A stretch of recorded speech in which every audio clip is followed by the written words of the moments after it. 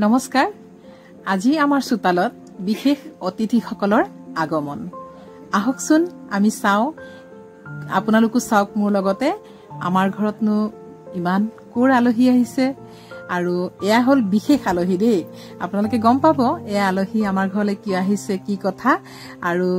আজিৰ দিনটো আমাৰ কাৰণে বিশেষ সেয়েহে মই আপোনালোকৰ লগত এখন শেয়াৰ কৰিলো আজি এই অতিথিসকলক আপ্যায়ন কৰাই আমাৰ একমাত্ৰ কৰ্তব্য মানে এতিয়া মোৰ ডাঙৰ জেঠালৰ একমাত্ৰ জিয়ৰী আমাৰ পৰিয়ালৰ দ্বিতীয় গৰাকী জিয়ৰী আৰু এই জিয়ৰী আজি আশীৰ্বাদ কৰিবলৈ দৰা ঘৰৰ পৰা সকলোৱে আহিছে আৰু এয়া দেখিছেই নহয় আমাৰ জিয়ৰীয়ে সকলোকে তামোল আগবঢ়াই দিছে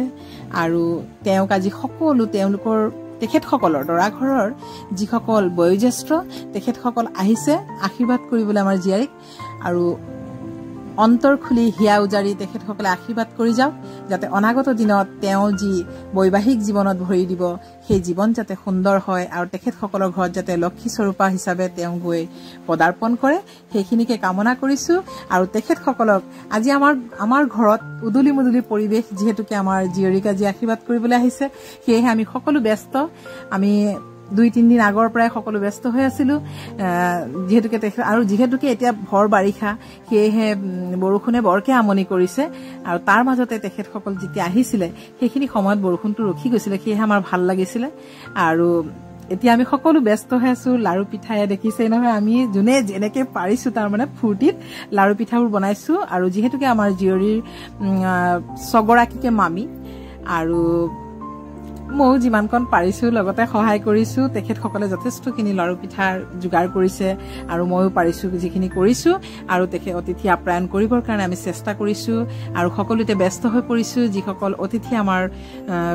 পদূলিত আজি আহিছে তেখেতসকলক আমি যাতে সুন্দৰকৈ শুশ্ৰূষা কৰিব পাৰো আৰু এতিয়া আমাৰ বিশেষ চাহৰ পৰ্ব চলি আছে চাহৰ পৰ্ব আৰু এইফালে অকণ দুপৰীয়া আহাৰৰ আমাৰ ৰান্ধনীশালত ৰন্ধন প্ৰকৰণ চলি আছে ৰন্ধন সেয়েহে ইয়াত বিভিন্ন ধৰণৰ আয়োজন কৰা হৈছে প্ৰথম আহি পাওঁতে তেখেতসকলক আমি ঠাণ্ডা খোৱালো তাৰ পিছতেই চাহৰ ব্যৱস্থা কৰা হ'ল লাৰু পিঠাৰে সৈতে যিহেতুকে আমি অসমীয়া জাতিয়ে সদায় লাৰু পিঠাৰে আমি আদৰো অতিথিক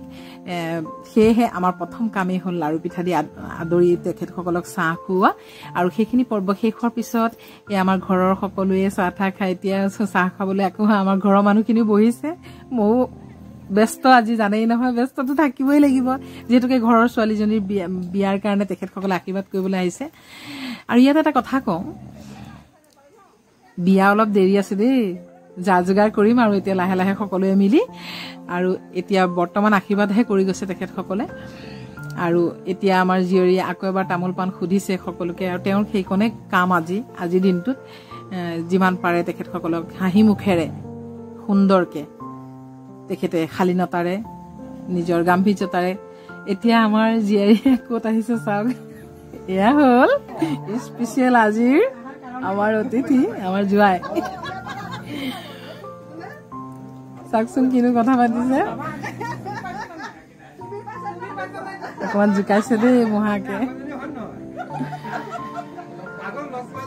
এতিয়া আমি ব্যস্ত এতিয়াৰ পৰ্বটোলৈ দেই এয়া ডাঙৰ মামী দেই আমাৰ কইনা ডাঙৰ মামী মোক বৰ ভাল পায় তেখেতে চবকে ভাল পায় চব ডাঙৰ হিচাপে তেখেতৰ যিখিনি মৰম সেইখিনি মৰম দিছে আৰু এতিয়া আমাৰ ইফালে আমাৰ মাহীয়েক আৰু মাহীয়েকৰ মাহীৰ ল'ৰা তেওঁলোক দুজনে মিলি পেলাই পায়সখিনি সজাই আছে যিহেতুকে বহুত আয়োজন কৰা হৈছিলে ইমানবোৰ বস্তু কৈ থাকিব নোৱাৰি বিভিন্ন ধৰণৰ আয়োজন কৰা হৈছিল আৰু অতিথি আপ্যায়ন কৰিবলৈ হলে কৰিবই লাগিব যিমানখিনি পাৰা যায় আচলতে কৰিব লাগে আৰু সেয়েহে এতিয়া তেখেতসকলক দুপৰীয়া আহাৰ গ্ৰহণ কৰোৱা হৈ আছে আৰু তেখেতসকলে সুন্দৰকৈ খাইছিলে শলাগিছে সঁচাকৈ শলাগিছিলে ভাল লাগে যেতিয়া ঘৰত বিশেষ অতিথিসকল আহে আচলতে বিশেষ বুলিয়ে নহয় যেতিয়া যোনে আহে সকলোকে যাতে আমি অতিথি আপ্যায়নত কোনোদিন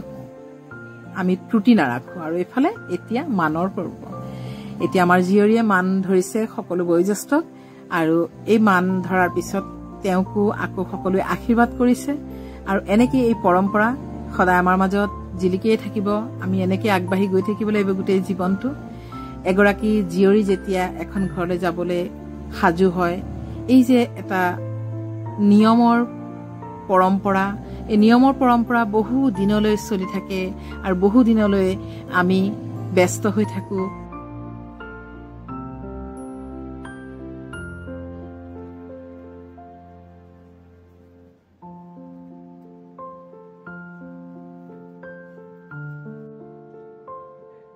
সঁচাকে এখন বিয়া পাতিবলৈ গ'লে সকলোৱে কিমান সাজু হ'বলগীয়া হয় এটা উৎসৱ পৰিৱেশ এফালে দেখিছেনে নাই আমাৰ হ'বলগীয়া দৰাক আমাৰ জীয়ৰীয়ে সেৱা কৰি আশীৰ্বাদ লৈছে সঁচাকে তেওঁলোক নতুন জীৱনত যেতিয়া আগবাঢ়িব সেই জীৱন যাত্ৰাত যাতে তেওঁলোকে সুন্দৰকৈ দুয়ো মিলিজুলি এটা সুন্দৰ সংসাৰ গঢ়ি তুলিব পাৰে সেইখিনিকে ময়ো আশীৰ্বাদ কৰিছোঁ ভগৱানৰ ওচৰত আৰু এনেকৈয়ে তেওঁলোক সদায় সুন্দৰ এক জীৱনলৈ আগবাঢ়ি যাওক আৰু এতিয়া সকলোৱে সাজু হৈছে দেই বিদায় মুহূৰ্তত সকলোৱে সাজু হৈছে তেখেতক আশীৰ্বাদ কৰি তেওঁক আশীৰ্বাদ কৰি এতিয়া বিদায় ল'ব আৰু ভগৱানৰ ওচৰত এয়াই প্ৰাৰ্থনা যে তেখেতৰ এই সুন্দৰ জীৱনত যাতে কোনো ধৰণৰ বাধা বিঘিনি নোহোৱাকৈ আগন্তুক দিনবোৰ আমি সুন্দৰকৈ পালন কৰিব পাৰোঁ ভগৱানক অশেষ ধন্যবাদ